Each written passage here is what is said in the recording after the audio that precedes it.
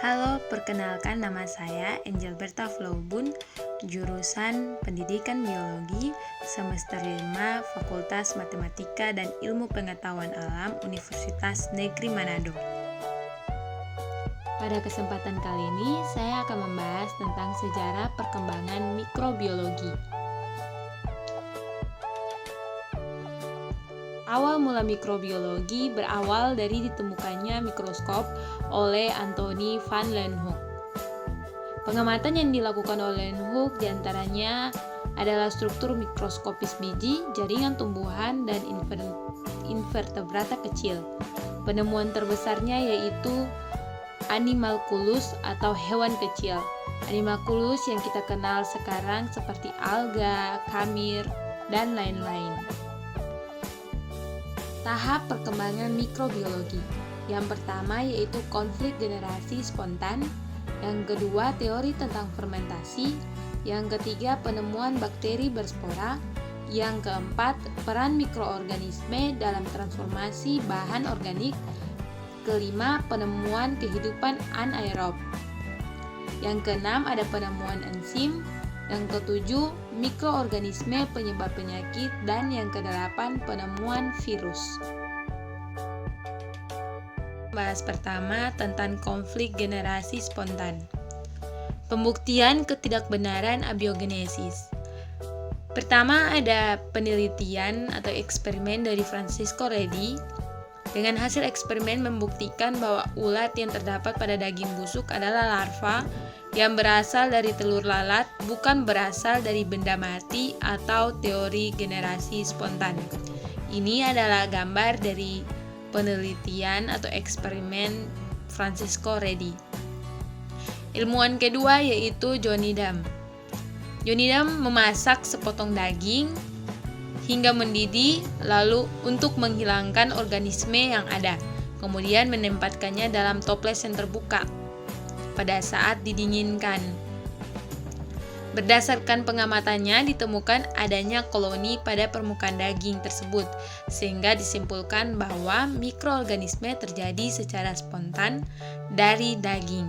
Ini adalah gambar dari eksperimennya Johnny Dam, di mana dia merebus daging hingga mendidih, kemudian didinginkan, namun tidak ditutup. Di situ terdapat koloni pada permukaan daging tersebut.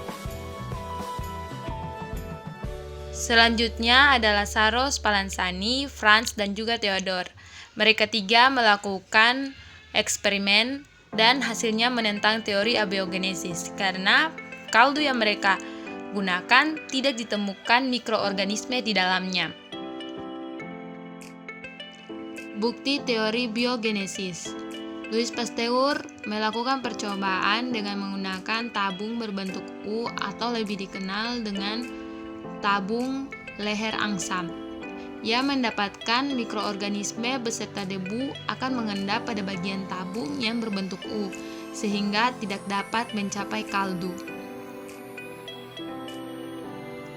John Tyndall, ia melakukan percobaan di mana udara dapat mudah dibebaskan dari mikroorganisme melalui serangkaian percobaan, yaitu meletakkan tabung reaksi berisi kaldu steril ke dalam kotak tertutup.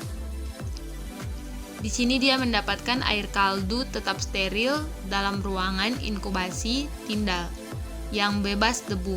Pada kedua kasus tersebut, kaldu dihadapkan ke udara tetapi bebas dari debu. Selanjutnya, teori tentang fermentasi. Alasan Pasteur menentang pendapat generasi spontan karena keyakinannya bahwa produk fermentasi anggur merupakan hasil dari mikroorganisme yang ada, bukan sebaliknya. Pada tahun 1850-an, Pasteur memecah masalah yang muncul dalam industri anggur. Ia menyimpulkan bahwa pemilihan mikroorganisme yang sesuai akan menghasilkan produk anggur yang bagus.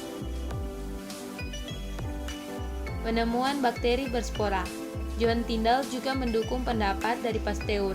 Melalui eksperimennya menemukan adanya fase termolabil dan juga termoresisten pada bakteri.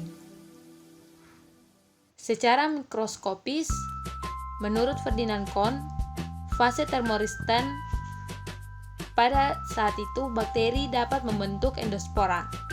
Berdasarkan penemuan tersebut, maka dicarilah cara untuk sterilisasi bahan yang mengandung bakteri membentuk spora. Cara yang dimaksud adalah dengan pemanasan yang terputus dan diulang beberapa kali. Proses tersebut dikenal sebagai tindalisasi. Peran mikroorganisme dalam transformasi bahan organik.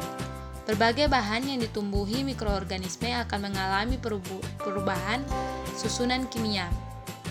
Perubahan yang terjadi dikenal sebagai fermentasi dan pembusukan. Teori biologis ini ditentang oleh beberapa ilmuwan. Mereka berpendapat bahwa fermentasi dan pembusukan merupakan reaksi kimia biasa. Pada tahun 1837, ada beberapa ilmuwan secara terpisah menemukan bahwa pada saat gula yang mengalami fermentasi alkohol selalu dijumpai adanya kamir. Pasteur banyak meneliti tentang proses fermentasi pada tahun 1875 hingga 1876. Suatu saat perusahaan membuat anggur dari gula bit menghasilkan anggur yang masam, seperti yang dibahas pada slide sebelumnya. Berdasarkan pengamatannya, ada sel-sel yang lebih kecil. Sel-sel kecil ini ternyata mengakibatkan sebagian besar proses fermentasi alkohol tersebut didesak oleh proses fermentasi lain, yaitu fermentasi asam laktat. Selanjutnya kita membahas tentang penemuan kehidupan anaerob. Setelah meneliti fermentasi asam butirat, Pasteur menemukan adanya proses kehidupan yang tidak membutuhkan udara. Atas dasar pengamatan tersebut, muncullah dua istilah kehidupan mikroorganisme, yaitu kehidupan anaerob, contohnya Lactobacillus, dan kehidupan aerob, yang contohnya Nitrococcus. Perbedaan antara anaerob dan aerob yaitu anaerob tidak membutuhkan udara dan aerob membutuhkan udara. Penemuan enzim. Menurut Pasteur, proses fermentasi merupakan proses vital bagi kehidupan mikroorganisme. Namun, pendapat ini ditentang oleh Bernard pada tahun 1875, bahwa kamir dapat memecah gula menjadi alkohol dan CO2 karena mengandung katalisator.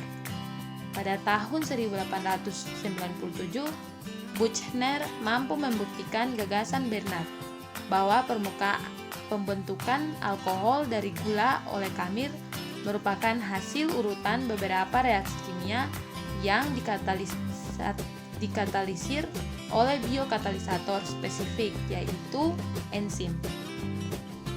Mikroorganisme penyebab penyakit. Pasteur menduga kuat tentang adanya peran mikroorganisme dalam penyebab timbulnya penyakit pada jasad tingkat tinggi. Devine membuktikan bahwa bakteri tersebut hanya terdapat pada hewan yang sakit dan menularkan penyakitnya kepada hewan yang sehat sehingga terjangkit. Robert Koch juga membuktikan bahwa antraks disebabkan oleh bakteri sampai ditemukannya postulan Koch. Ini adalah ilustrasi serta langkah-langkah postulan dari Koch. Boleh dibaca dan dimengerti. Sekian video saya pada saat ini, semoga bermanfaat.